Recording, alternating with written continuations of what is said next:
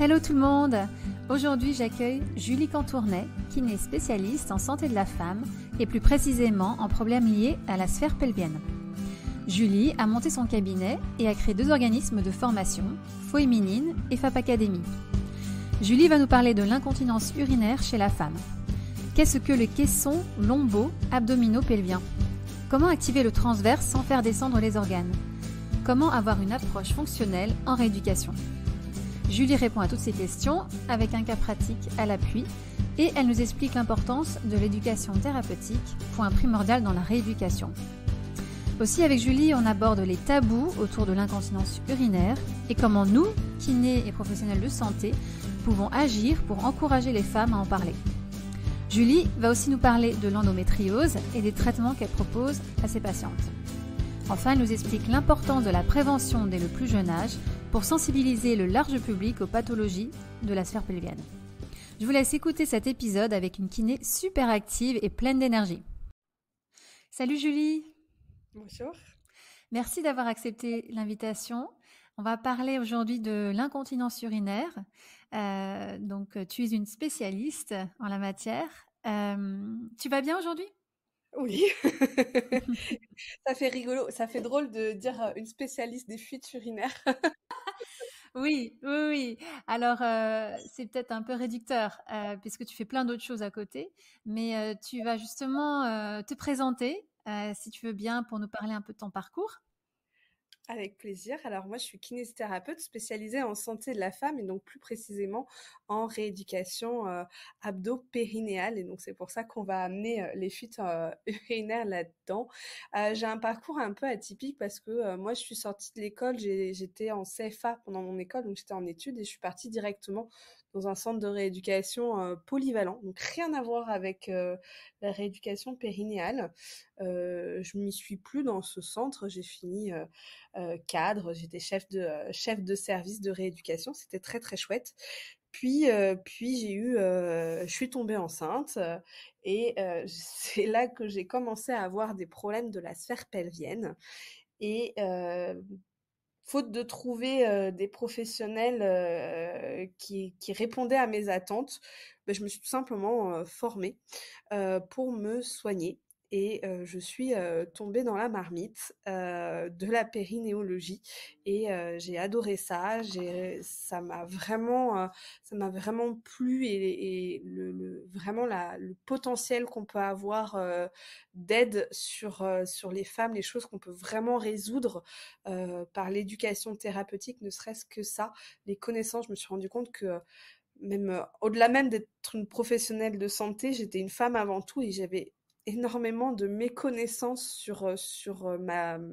moi en tant que femme et donc bah, j'ai décidé de partager finalement ces connaissances et donc d'ouvrir mon cabinet spécialisé dans le domaine et donc je me suis énormément formée ces 6 dernières années dans le domaine pour devenir spécialisée et voilà aujourd'hui je traite des patientes, je vulgarise beaucoup sur les réseaux, surtout sur Instagram avec un podcast également où je parle de la santé féminine pour les soignants.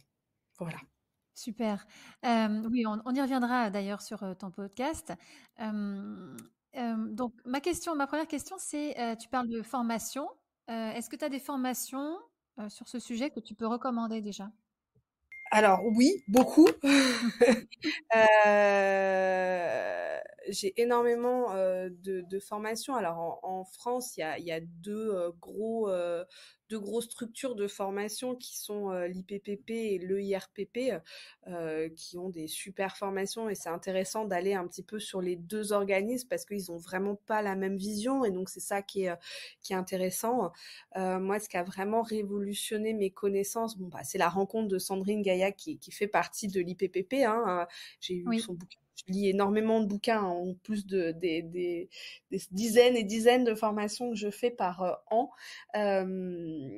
Donc il y a ça, il y a tout ce qui est contrôle moteur et structure profond, le caisson lombo-abdominaux-pelvien, qui a vraiment fait changer et évoluer ma pratique dans le domaine.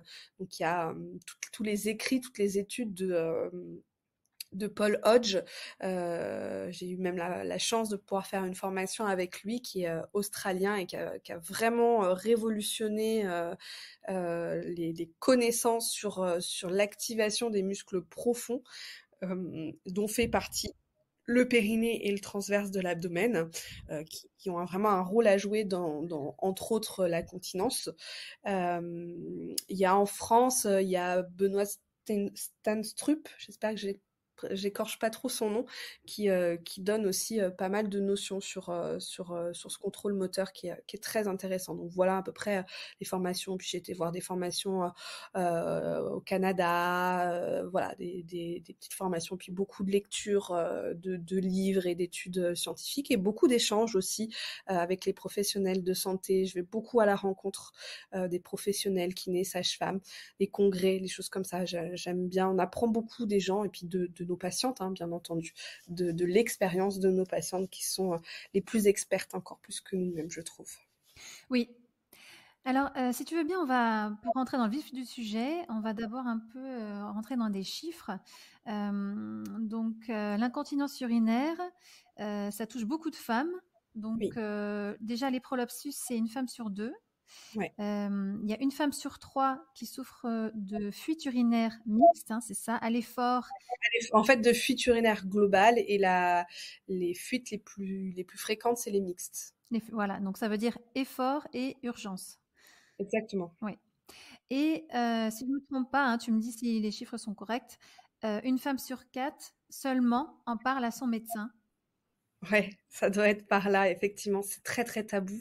Ouais. C'est très tabou, et en même temps, c'est comme une normalité.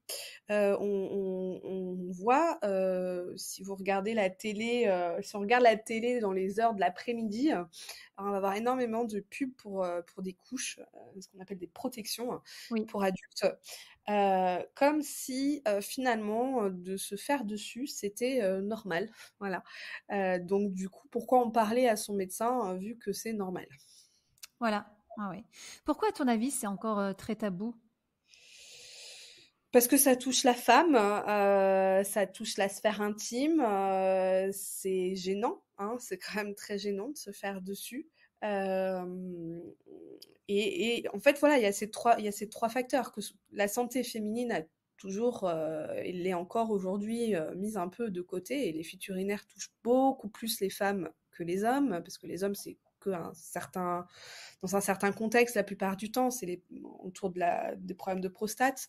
Euh, c'est quelque chose qui est très normalisé, justement, par les pubs à la télé. Bon, bah, c'est normal de se faire pipi dessus. Je me suis fait dessus en rigolant. C'est presque normal, voilà. Et puis, il y a ce côté intime. On n'a pas forcément envie d'en parler aux autres. Ouais. Je pense que c'est pour ça. Ouais. Qu'est-ce qu'on peut faire, nous, les kinés, donc, pour que ce soit un peu moins tabou, pour inciter les femmes, justement, à en parler un peu plus autour d'elles? Ben, leur poser la question. Moi, je pense qu'on est des acteurs de la santé. Moi, j'échange beaucoup avec des médecins généralistes, et je leur dis, mais est-ce que vous posez la question de temps en temps à vos patientes si elles ont des troubles de la sphère pelvienne, des douleurs au rapport, des gènes, des fuites? Juste de leur poser la question, elles vont pas forcément répondre, mais ça laisse une porte ouverte, en fait. Oui. Et nous, en tant que kiné, même si la patiente vient pour un dos, et puis on en discutera peut-être tout à l'heure, on va voir que c'est lié aussi. Ça peut être des troubles, peut y avoir des troubles de la sphère pelvienne, et c'est intéressant de s'en intéresser, en fait. Et donc, tout simplement en posant la question. Est-ce que vous avez des troubles du périnée? Est-ce que vous avez des douleurs au rapport? Est-ce que vous avez des fuites? Voilà, juste poser la question, tout simplement. Oui. Oui, oui. Tout à l'heure, tu as parlé du caisson lombo-abdominaux-pelvien. Oui. Qu'est-ce que ça veut dire? En fait, alors aujourd'hui, c'est encore une théorie, mais on a quand même beaucoup d'études qui sont vraiment en faveur de cette théorie. On imagine l'abdomen finalement comme un caisson incompressible où on aurait derrière les lombaires et tous les fascias et muscles du dos qui sont assez puissants, donc c'est assez rigide, on va dire, derrière. Devant et sur les côtés, on va avoir la sangle abdominale. Au-dessus, on va avoir le diaphragme et en dessous, on va avoir le périnée. Et en fait, ce système-là permet entre autres de stabiliser la colonne vertébrale pour permettre à la fois le mouvement harmonieux et la stabilité. C'est-à-dire que la colonne vertébrale, ce n'est que des petits os posés les uns sur les autres, avec certes un système ligamentaire et musculaire sur les vertèbres, mais ça ne suffit pas. Il faut ce caisson finalement abdominal, cette pression abdominale pour stabiliser le tout et puis pouvoir amener des mouvements en force et en contrainte. Ça permet aussi dans la respiration, dans la génération de pression, quand on a besoin de tousser, d'éternuer ou même de vomir, de crier. On a besoin de générer une pression pour que ça sorte vers le haut et on a besoin de générer, alors à moindre mesure des pressions pour que ça sorte vers le bas pour aller à la selle par exemple, mais là on va dire que faut pas générer trop de pression puisqu'on a déjà l'apesanteur qui joue en notre défaveur sur le périnée. Donc en fait ce caisson il est très très utile et en fait tous ces muscles, tous ces systèmes fonctionnent ensemble. Il faut vraiment le voir comme un tout. Et c'est pour ça que je disais qu'il y avait un lien entre par exemple les lombalgies et le périnée.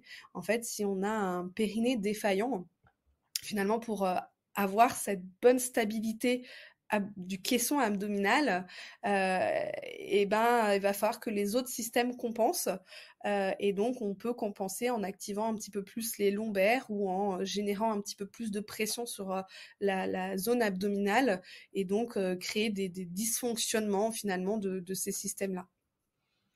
Comment est-ce qu'on peut contracter les lombaires à l'effort, en fait, d'un point de vue plutôt fonctionnel? C'est-à-dire? Bah, tu dis contracter les lombaires. Est-ce que tu peux me donner par exemple une image ou un Oui, exercice? activer les muscles stabilisateurs de la colonne vertébrale. J'entends ça simplement pour stabiliser ta colonne vertébrale, tu as Mhm. besoin de contracter tes muscles Ok, postérieurs. donc la posture. Ouais. Ouais, d'accord. Et concernant le transverse, donc j'ai vu que tu en as déjà parlé et tu l'expliques très bien d'ailleurs sur ton compte Instagram. C'est quoi le rôle du transverse dans la stabilisation de ce caisson? Et ben le rôle de transverse, donc c'est vraiment la sangle abdominale, hein, ça s'insère sur les vertèbres lombaires et ça va se rattacher devant sur la ligne blanche. Ça va permettre de gérer les pressions et surtout, moi dans mon domaine finalement, ça va être de limiter au maximum que les pressions aillent vers le bas. En fait, ça va Hmm. être une bonne enfin, la contraction du transverse, c'est rentrer le ventre. Donc, si on rentre le ventre, forcément, on augmente la pression du caisson abdominal. Ça, il n'y a pas débat là-dessus. Mais par contre, si on engage correctement le transverse en engageant le bas du ventre, finalement, on va avoir la pression va être générée vers le haut. Oui. Et donc, ça, c'est plutôt favorable parce qu'on a besoin de cette pression. On a besoin de cette pression pour tousser, on a besoin de cette pression Oui. pour stabiliser la colonne vertébrale, c'est ce qu'on vient de dire. Mais par contre, on veut pas que cette pression, elle pousse trop sur le périnée parce que le périnée, il porte déjà beaucoup de choses. Mhm. Donc, en fait, de travailler correctement le transverse de l'abdomen, ça va vraiment nous permettre de protéger le périnée et de générer de bonnes pressions pour tousser, tout simplement. Quand on tousse, on veut pas que la pression elle aille vers le périnée, on veut qu'elle aille vers le haut pour expectorer. Donc finalement, quand on engage correctement le transverse, on va favoriser notre travail d'expectoration sans être trop délétère pour le périnée. Et c'est là que finalement le périnée et le transverse doivent intéresser tous les kinésithérapeutes. Un kiné qui fait de la kiné respiratoire, bah, il a tout intérêt à faire en sorte que son patient engage correctement à la fois son périnée, mais surtout son transverse, pour être plus efficace dans sa façon de travailler et surtout pour pas être délétère sur le périnée parce que un des facteurs de risque du périnée, bah, c'est les toux chroniques. Oui. En ce qui concerne la contraction du transverse, est-ce que tu demandes à la patiente de souffler lors de l'exercice en contractant le transverse? Oui, on va toujours chercher plutôt une contraction lors de l'expiration, mais alors, il y a trois manières de respirer, on va dire Mm. ça comme ça. Soit on respire en hauteur, vraiment sur la partie supérieure de la cage thoracique. Soit on va travailler sur la partie inférieure, on va travailler sur les basses côtes. Et là, le ventre va être rentré. Ça va être plutôt pour tout ce qui est gainage. On maintient le transverse pour le gainage. Donc, on respire basse côte. Et enfin, quand on a des exercices alternatifs où on va avoir un temps de repos et un temps de contraction, là, en fait, on va travailler avec une respiration plutôt abdominale, qui est aussi une respiration de repos, où finalement, le ventre va rentrer à l'expiration. Et donc, quand on génère en plus un mouvement avec un petit peu de force, bah, on va faire le mouvement de force sur l'expiration en rentrant le ventre et le repos sur l'inspiration ventre lâché. Oui, ça me fait beaucoup penser à la technique du Pilate. On expire à Exactement. l'effort. Oui. Alors attention parce qu'au Pilates, on ne demande pas de relâcher. Mm. En fait, c'est un petit peu la limite du Pilates comme il a été décrit. Alors aujourd'hui, on va plutôt parler de Pilates thérapeutique où on va générer un relâchement, enfin on va imposer un relâchement et là on est beaucoup plus dans la physiologie. On peut dire que le Pilates tel qu'il a été décrit à la base, il n'est pas très physiologique sur l'engagement du transverse, du périnée et de la respiration malheureusement. Maintenant, les professionnels de santé l'ont bien compris et l'adaptent quand même beaucoup mieux, où là, effectivement, on va générer des phases de repos et de relâchement, parce qu'un muscle, il a besoin d'être aussi au repos pendant la séance. Donc, faire une respiration, justement, avec des temps de relâchement en dehors de l'effort. D'accord. Est-ce que tu utilises parfois la méthode Guillarme? Alors, la méthode Guillaume, c'est plutôt avec un souffleur, le souffleur de Guillaume. Moi, je trouve que la technique de Guillaume est très intéressante. Je l'utilise beaucoup en prépartum, en Mhm. complément de techniques de rééducation pour préparer un petit peu pour préparer le transverse, prendre conscience du périnée, des choses comme ça. Je trouve que c'est assez intéressant.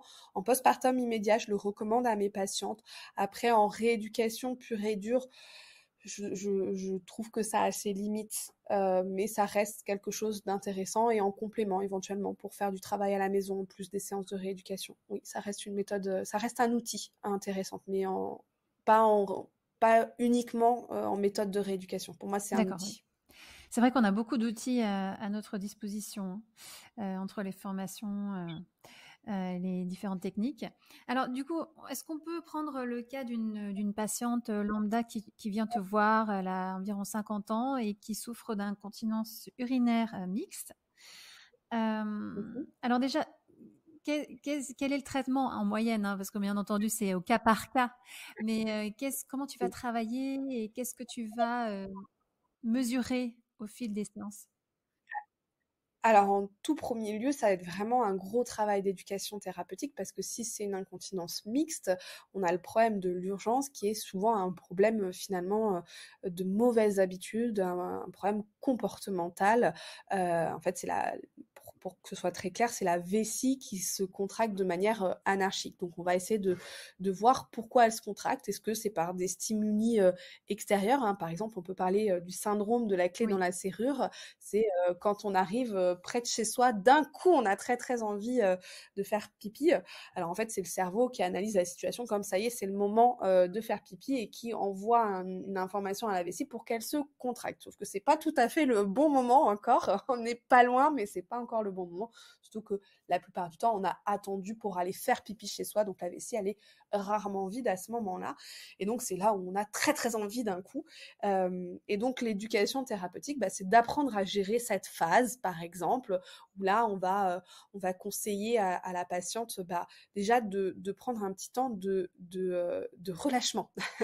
En fait, on va lui demander simplement de respirer profondément pour se détendre. Parce que plus elle va être stressée, plus le stress favorise la contraction vésicale. Donc on va lui demander de prendre 3-4 respirations profondes pour calmer cette contraction de la vessie. On peut lui demander de distraire l'esprit. On l'a vu, finalement, c'est un petit peu le cerveau qui est générateur de tout ça.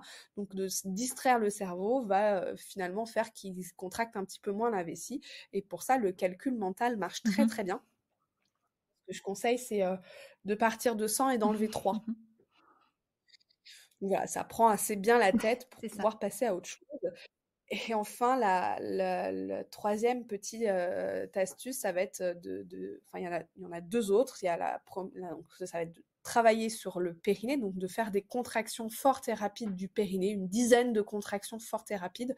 En fait, c'est le périnée qui va dire à la vessie calme-toi cocotte, c'est à moi de travailler, reste tranquille, en gros, hein, parce que finalement, quand on n'est pas aux toilettes, la vessie doit se détendre et le périnée doit être contracté pour permettre la continence. Et puis aux toilettes, c'est l'inverse, la vessie qui se contracte et le périnée qui se relâche. Donc là, c'est pas le moment d'être aux toilettes, donc le périnée reprend un petit peu le contrôle. Et enfin, un autre outil que j'ai découvert assez récemment, c'est finalement de monter sur la pointe des pieds, de faire des petits mouvements comme ça, on monte sur la pointe des pieds, on monte, on descend, on monte, on descend, on monte, on descend. Ça stimulerait le nerf tibial et ça calmerait la vessie. Donc ça, à vérifier. Mais je l'ai testé avec quelques patientes, a priori ça fonctionne. Donc d'accord, c'est intéressant tout ça. Justement, oui, monter sur la pointe des pieds, souvent le périnée se contracte automatiquement sans qu'on ait à volontairement le contracter, non? Bah oui, c'est ça le C'est ça, contrôle moteur. tout à fait, ouais. Exactement. Parce qu'on a un déséquilibre, donc on a besoin que nos muscles posturaux travaillent pour redonner de l'équilibre, et donc on travaille le périnée. Est-ce que toi, tu demandes à tes patients, j'imagine au bout de quelques séances, de faire les exercices debout, sur un plateau instable? Bah, c'est ça, donc pour revenir justement à cette patiente type, donc je vais faire l'éducation. Alors je vais faire le bilan, bien entendu, faire l'éducation thérapeutique, voir ses habitudes, donc revoir tout ça. Et puis bah, après, bah, il va y avoir le besoin de travailler directement sur son périnée. Donc on va forcément faire un passage de prise de conscience, de renforcement spécifique du périnée. Mais il va falloir aussi repartir dans la fonction. Et finalement, de repartir dans la fonction, c'est souvent ce qui est oublié dans la rééducation du périnée. C'est-à-dire qu'on se contente simplement de le renforcer. Bon, enfin, c'est une bonne chose. C'est comme si demain, on m'offrait le tout dernier iPhone, mais qu'on ne m'expliquait pas du tout comment ça fonctionne un téléphone. Bon, bah, c'est un peu pareil. Donc, il faut le remettre dans sa fonction. Il faut justement le réutiliser dans son travail justement moteur. Hein. Le périnée a 6 fonctions. La continence, bien sûr, anale et urinaire. Le soutien des organes, le plaisir dans la sexualité, le contrôle postural, l'amorti des pressions, et enfin il sert aussi à se dilater de manière extrême le jour de l'accouchement si vous accouchez voix basse. Donc tout ça pour dire que de faire une rééducation uniquement allongée sur une table, ça a quand même ses limites. Parce que finalement, la continence, on l'utilise plus debout, le soutien des organes, c'est plus debout, le contrôle postural, c'est debout, l'amorti, c'est debout. Bon, à part la sexualité et l'accouchement, où là, on peut être allongé, le reste, ça se passe debout. Donc, il faut faire travailler le périnée debout. Ça ne nous viendrait pas du tout à l'idée de travailler un genou juste en renforçant le quadriceps. Tout à fait, oui. Bah, c'est pareil pour le périnée. Ouais. Tu utilises les sondes et le biofeedback? Alors moi j'aime bien dire que, parce que tout le monde me demande, mais c'est quoi la meilleure méthode? J'ai envie de dire, il n'y a pas de meilleure méthode, faut utiliser un petit peu tout et savoir s'adapter à la patiente. Donc oui, moi j'adore le biofeedback, c'est un outil que je trouve très intéressant justement pour remettre dans la fonction. Mais pas que, les exercices gymniques, les images aussi, ce qu'on appelle le CMP, ça peut être intéressant pour une prise de conscience, des Kegel tout simplement, les boules de geisha, la stimulation, j'utilise pas beaucoup, mais ça peut servir quand même. Donc si, on a quand même on a quand même une grosse panoplie d'outils qu'il faut pouvoir utiliser. Et en plus, c'est super chouette parce que du coup, ça rend la rééducation beaucoup plus ludique, beaucoup plus sympa pour la patiente parce qu'elle vient pas faire tout le temps la même chose ou a l'impression que ça sert à rien et qu'elle peut faire chez elle. Oui, ce qu'elle peut faire chez elle, bah, faut qu'elle le fasse chez elle et ce qu'elle peut pas faire chez elle, faut le faire au cabinet. C'est ça. Oui, oui, oui. Tout à l'heure, t'as parlé de cris. Est-ce que parfois tu fais chanter tes patientes? Ouais. Ouais, ça m'arrive. J'ai une, il y a pas longtemps, j'ai une chanteuse lyrique et du coup, je la faisais travailler. Donc, on avait mis un biofeedback libre et je la faisais travailler debout, justement, en travaillant correctement son transverse. Ça m'arrive, j'ai beaucoup d'instits qui sont souvent amenés à crier. Bah, je les fais crier, donc on crie ensemble. Mes collègues rigolent, mais on crie ensemble. Je leur dis, bah, 3, on dit un, 2, 3 de toutes nos forces, et puis on crie. Et puis, on travaille sur le réflexe anticipateur de contraction à la fois du périnée et du transverse pour que ça fonctionne bien. Et c'est assez chouette. Voilà. Ouais, ouais, ouais. Et puis c'est comme tu dis, c'est ludique, hein. Et le fait d'avoir le biofeedback, ça donne un retour immédiat aussi pour voir si ça marche bien. C'est tout l'intérêt. Donc, c'est pour ça, moi, j'ai quand même des femmes qui viennent avec un peu genre la sonde diabolisée. Non, non, mais j'ai pas envie de faire de la sonde.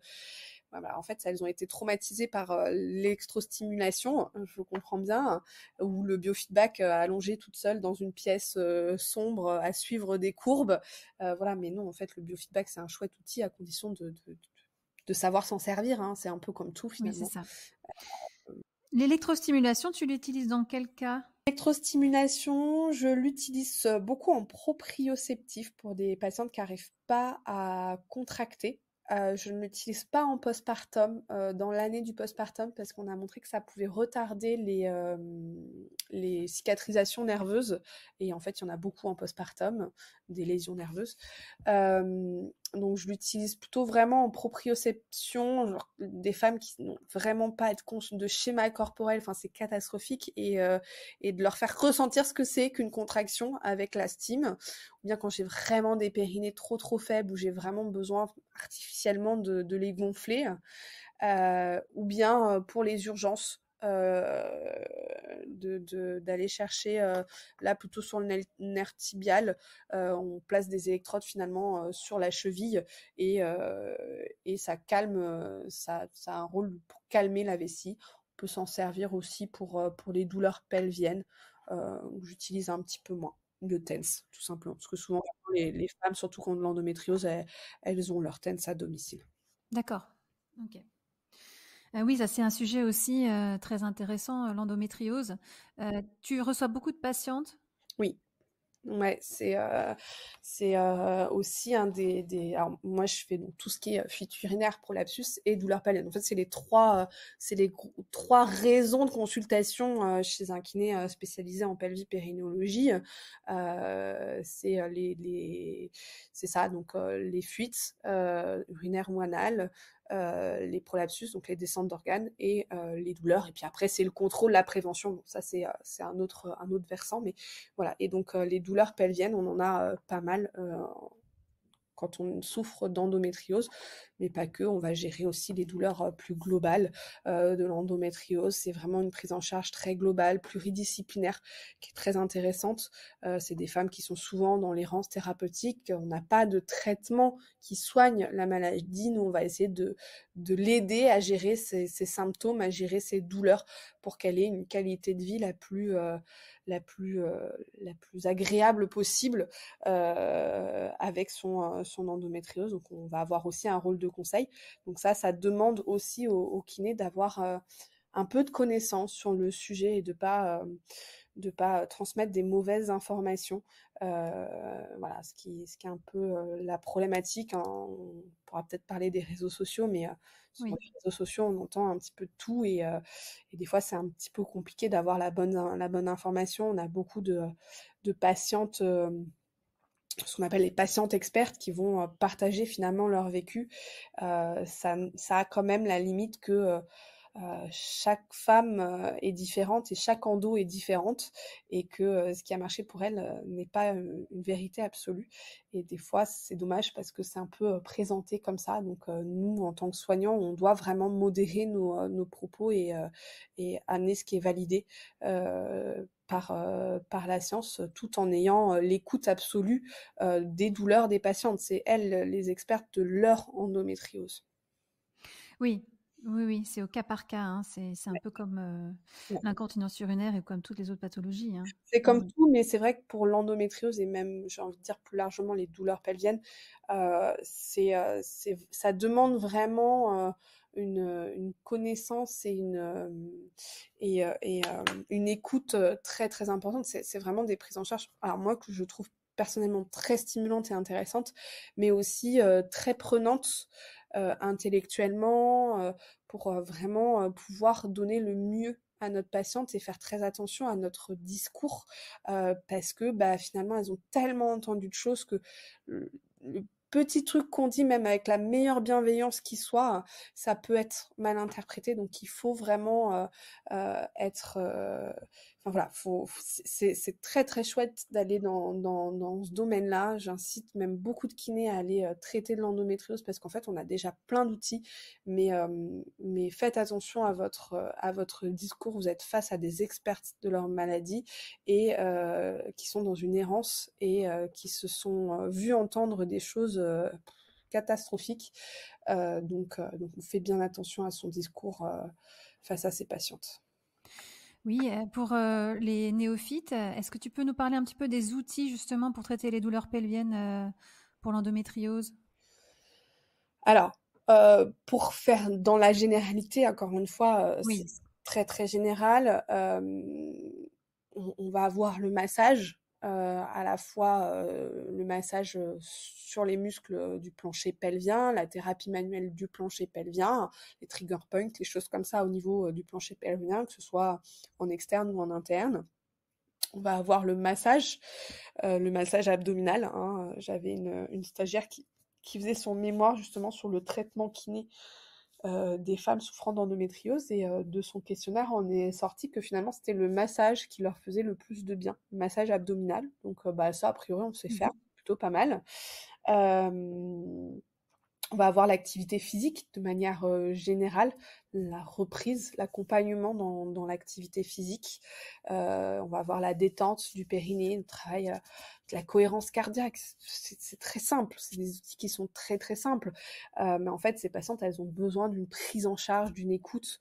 En fait, malheureusement, on est un petit peu le seul maillon de la santé aujourd'hui pris en charge par la sécurité sociale où elles peuvent venir nous voir une fois par semaine régulièrement pour se soulager.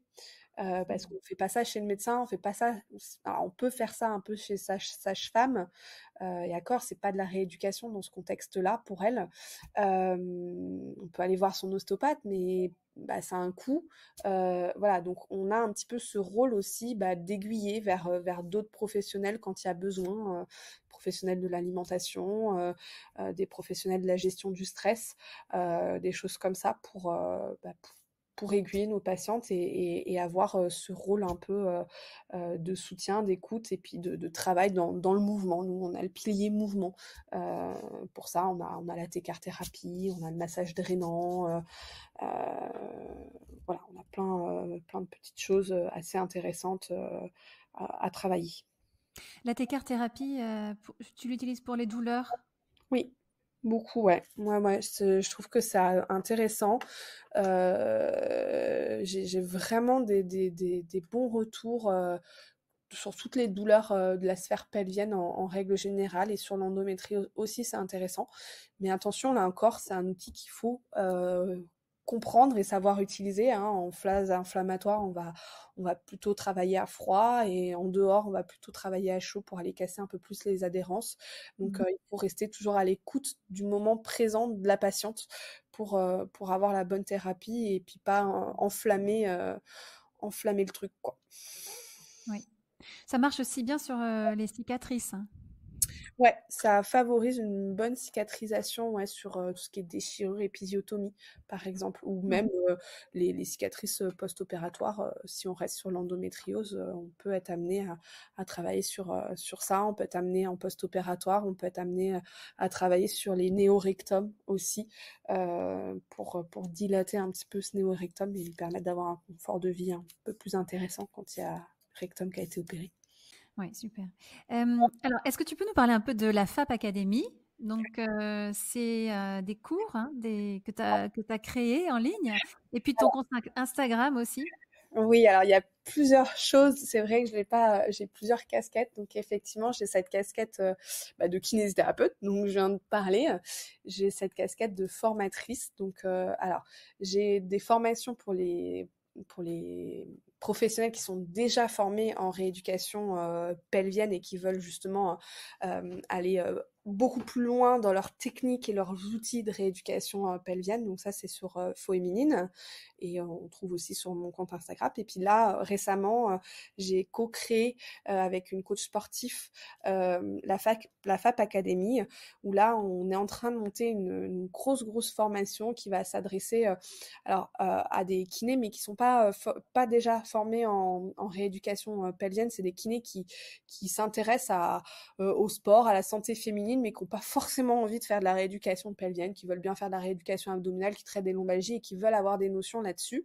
Les coachs sportifs, les sages-femmes et les ostéopathes pour justement avoir beaucoup plus de notions sur ce caisson lombo-abdominal et puis sur la santé féminine. On va aussi parler du cycle menstruel, on va parler de plein de choses voilà, dans la formation. Et puis en plus de la formation, la FAP Academy, c'est aussi une chaîne YouTube avec plein de vulgarisation médicale et surtout un podcast sur la santé féminine de manière très large, donc qui s'adresse à des professionnels de la santé et du sport, où on parle de plein de choses. On a eu la chance d'interviewer des experts dans leur domaine, que ce soit sur le cycle menstruel, le flux libre instinctif, les douleurs pelviennes, l'endométriose, plein de sujets différents qui peuvent intéresser justement des professionnels qui travaillent avec des femmes pour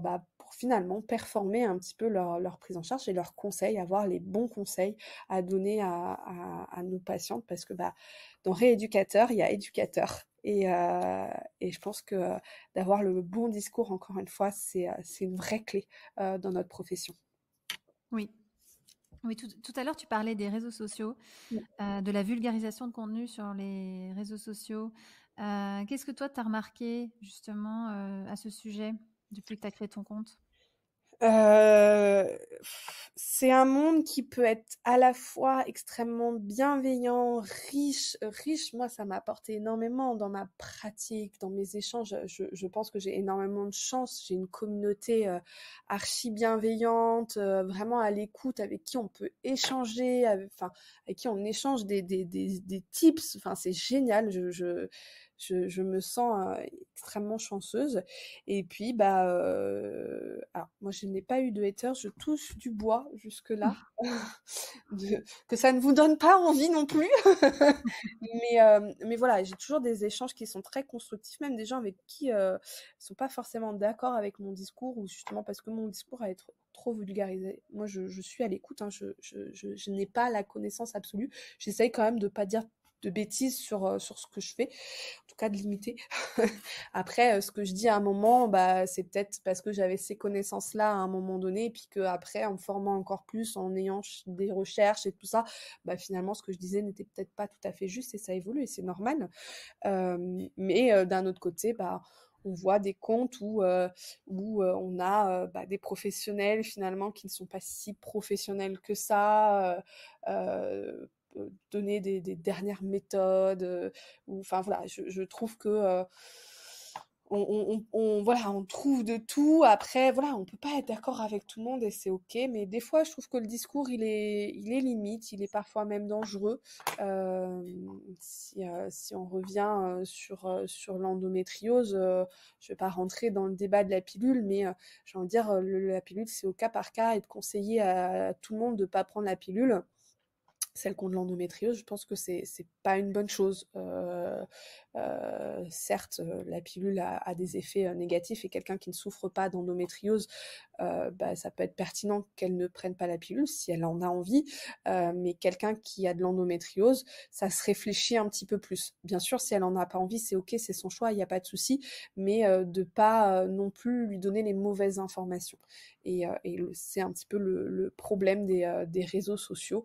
Il faut derrière avoir un esprit critique et pas rester avec une seule et même information. Il faut comparer les informations pour se faire sa propre idée et voir si ça colle avec son besoin propre. Et la médecine par les réseaux sociaux, ça peut être ça peut être très bien parce qu'on sait qu'aujourd'hui, en tout cas en France, l'accessibilité aux soins est de plus en plus compliquée. Je ne sais pas ce qu'il en est pour toi, mais moi aujourd'hui, j'ai 6 mois de délai d'attente, ce qui est horrible en fait. Beaucoup, oui. Mais donc l'accès aux soins est compliqué, donc déjà d'avoir des notions, des informations, c'est une bonne chose, mais voilà, on peut pas soigner tout le monde par la vulgarisation médicale, on peut apporter des réponses, mais voilà, faut faire attention à ça. Moi personnellement sur les réseaux sociaux, je m'adresse pas à des patientes, même si j'en ai forcément qui sont dans ma communauté, mais moi, ma cible, ça reste les professionnels de santé. Ok, oui. Oui. C'est quoi une journée type pour toi? Comment tu fais avec la création de contenu, la FAP Academy, les journées en cabinet? Comment tu t'organises? Alors moi, voilà, je vais mettre les bases. C'est que déjà, moi, je suis quelqu'un d'hyperactif. Voilà. Donc, c'est-à-dire que moi, mon besoin d'activité ne sera pas le même que quelqu'un quelqu'un d'autre. Donc, il faut pas, enfin voilà, je suis pas un modèle, je suis pas un exemple. Ça, c'est vraiment C'est vrai que à tout dire. à l'heure, quand tu m'as dit que tu faisais 10 formations par an, je me suis dit, ouais, en effet, c'est beaucoup. Donc voilà, je veux pas, voilà, je mets quand même ces bases. Alors moi aussi, accessoirement, j'ai 2 enfants en bas âge. Mais j'ai la chance en fait d'avoir mon cabinet qui est juste à côté de chez moi, d'avoir l'école de mes enfants qui est juste en face de mon cabinet, et d'avoir un chéri qui est très présent et qui fait son rôle de partenaire de vie. J'ai mes parents qui sont pas loin, donc je suis très soutenue et très aidée dans ma vie. Voilà, je mets un peu les bases pour pas culpabiliser qui que ce soit. C'est important. Mais après, effectivement, je fais en moyenne, alors je vais plutôt parler par semaine. Donc, le lundi, je télétravaille. Donc, c'est là où je travaille justement sur les réseaux sociaux, parce que j'ai d'autres projets en plus qui sont encore un petit peu secrets, mais voilà, qui arriveront, mais qui demandent aussi beaucoup de travail. Il y a la création de contenu, donc à la fois les podcasts, les vidéos Instagram et le contenu et les formations, finalement, la création des formations qui prend aussi beaucoup de temps, puis toute la veille aussi de recherche des informations, parce que quand on dit un truc, on essaye de vérifier que c'est OK. Donc ça, je le fais le lundi toute la journée, donc mon lundi de télétravail, le mercredi matin. Le reste du temps, je travaille, je fais en moyenne 50 heures au cabinet.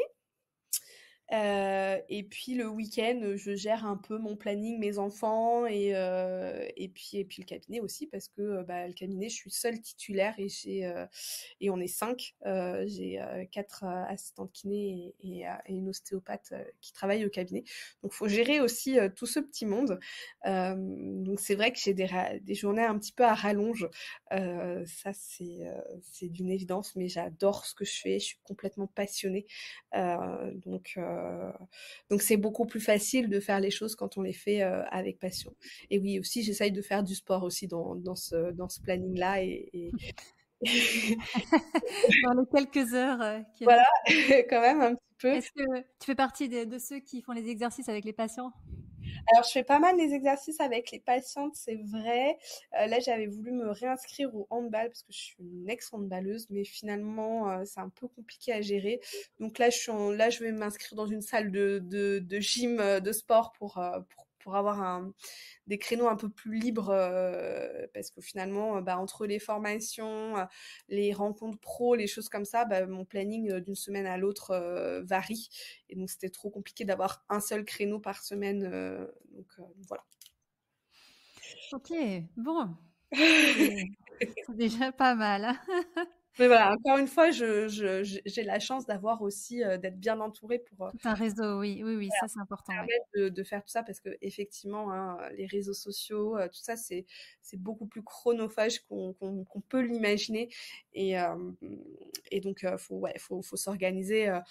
Après, moi, je profite des lapins des annulations pour tourner une vidéo. J'essaye d'en tourner plusieurs en même temps. J'ai un petit carnet où je me note les idées de vidéos, et puis je les tourne. Et puis après, le soir, quand les petits sont couchés, je vais faire mon montage vidéo, des choses comme ça. Voilà. Oui, tu optimises ton temps. Exactement. Ouais. Julie, on arrive à la fin de notre émission, mais j'ai une dernière question.